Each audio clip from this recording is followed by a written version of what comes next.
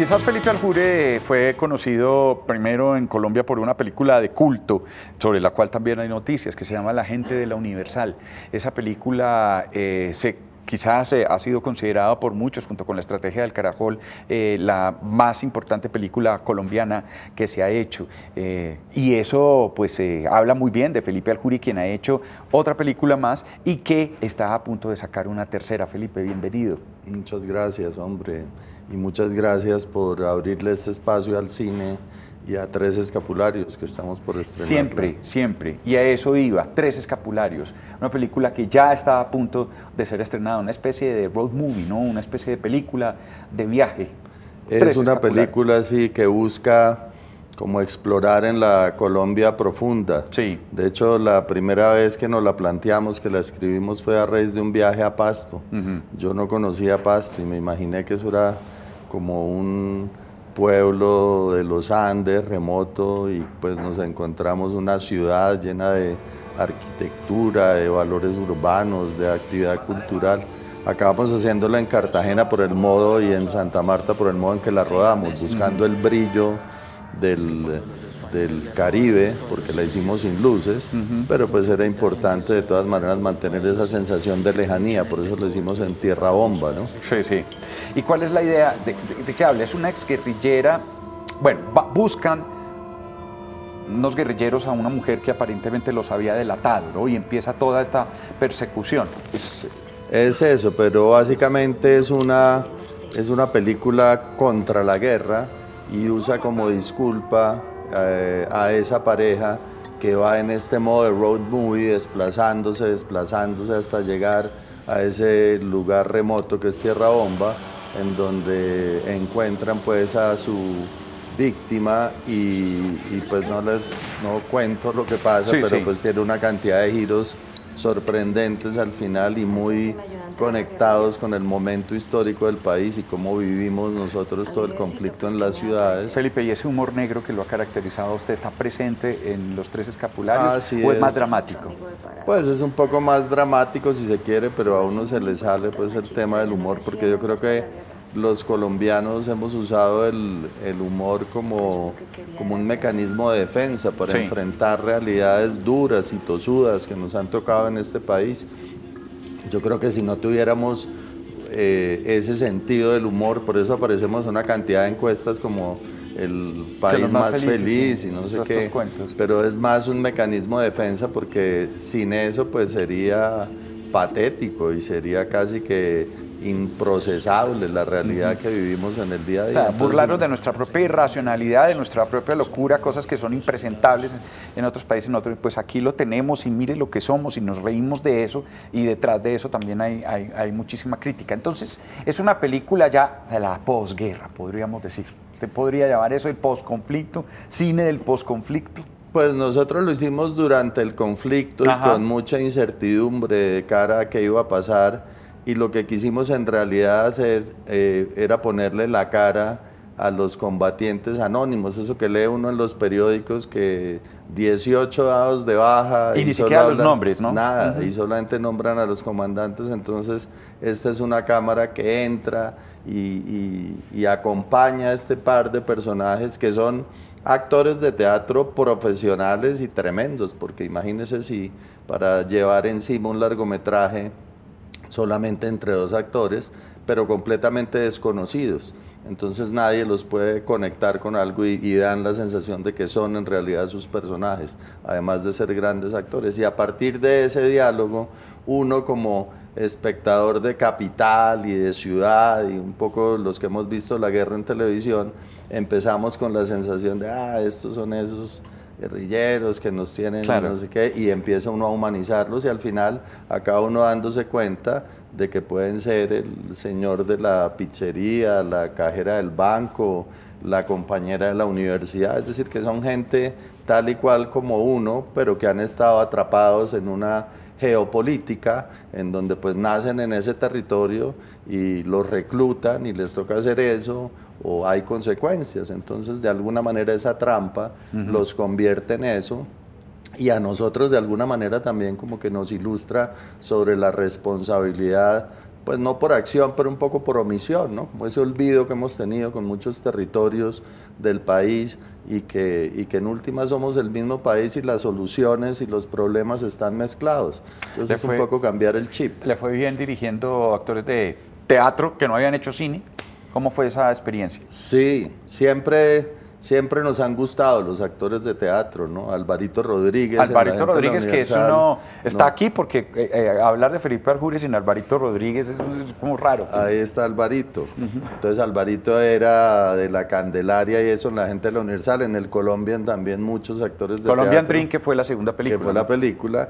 Y en la tercera, en Tres Escapularios, era más exigente porque no es una película coral para nada, es decir, son estos dos personajes y la víctima al final, y pues hay unos coprotagónicos que también ilustran, pero todos venían del teatro y todos eran desconocidos de alguna, o son todavía desconocidos, van a salir pues con esta película, y tienen, digamos, la gran ventaja de la disciplina, la formación, la comprensión dramática y eso, y un poco hay que guiarlos en la relación con la cámara, porque en el teatro pues son más vivenciales, es una distancia proxémica más real.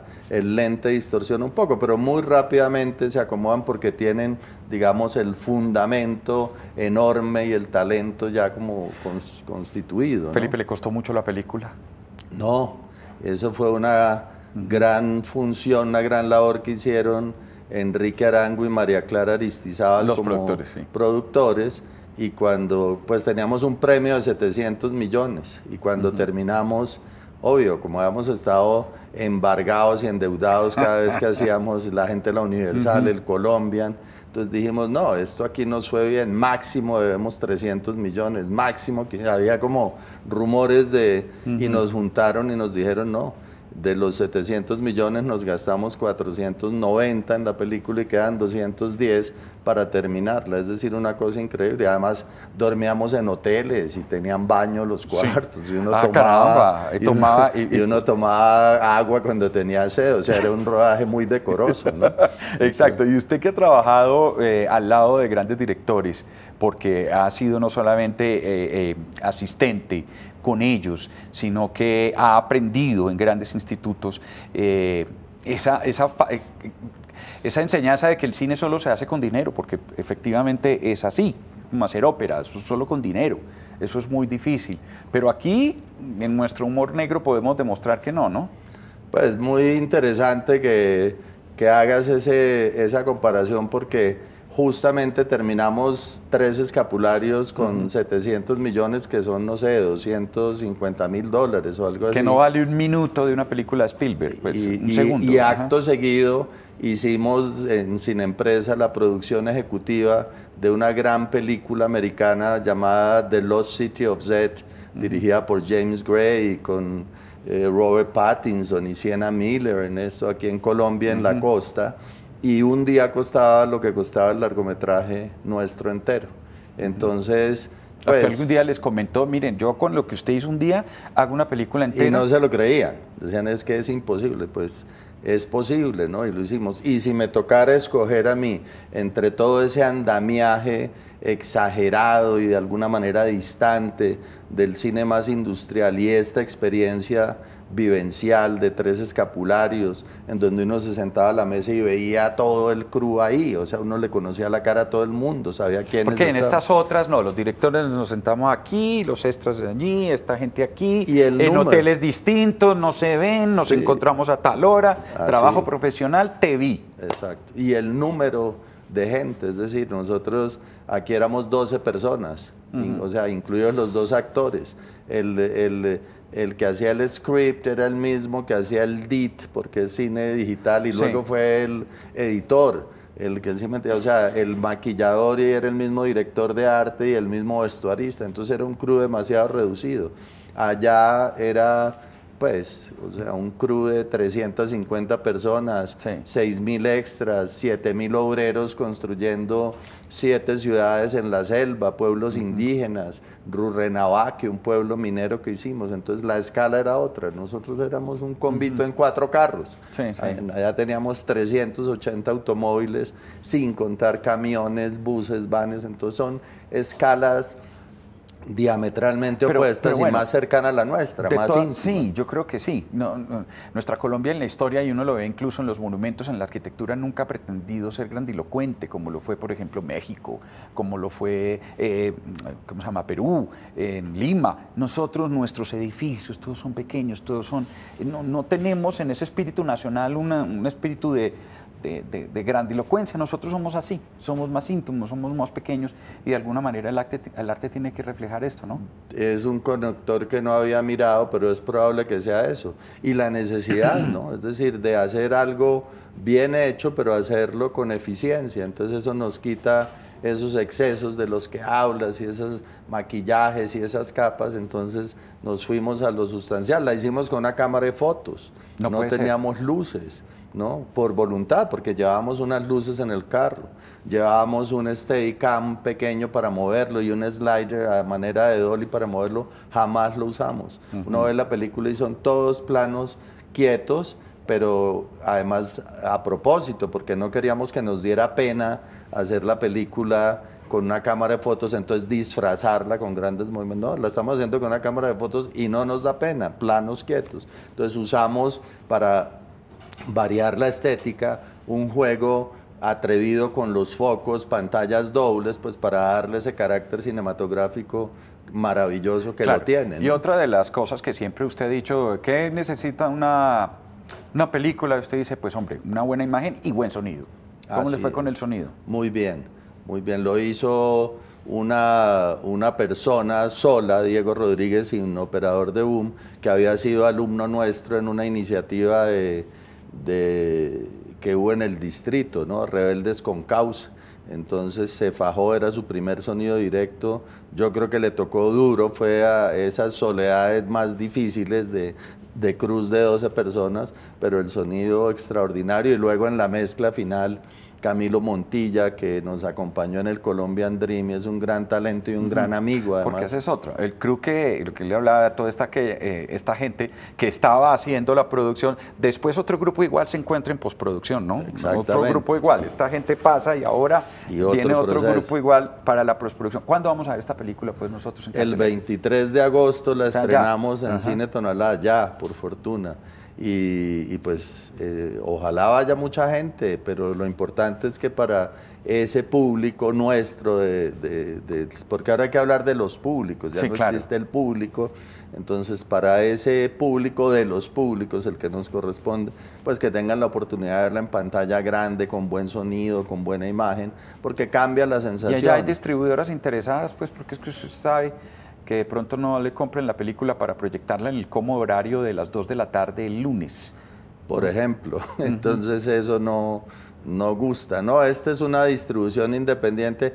Hubo interés siempre, digamos, de las grandes distribuidoras y exhibidores, pero también quisimos siempre que la película se pareciera a cómo es la película. Es una película pequeña, hecha con una cámara de fotos, una película con una imagen muy buena, con un sonido muy bueno, muy potente, y queríamos sacarla en un circuito reducido y sobre todo no pagar el antipático VPF, que es un poco lo que evitamos, pues porque nunca habíamos hecho una película sin deber plata y nos parecía pues un poco un atropello pagar esa contribución al cambio de los equipos de las salas de cine porque no nos corresponde, ¿no? Ya.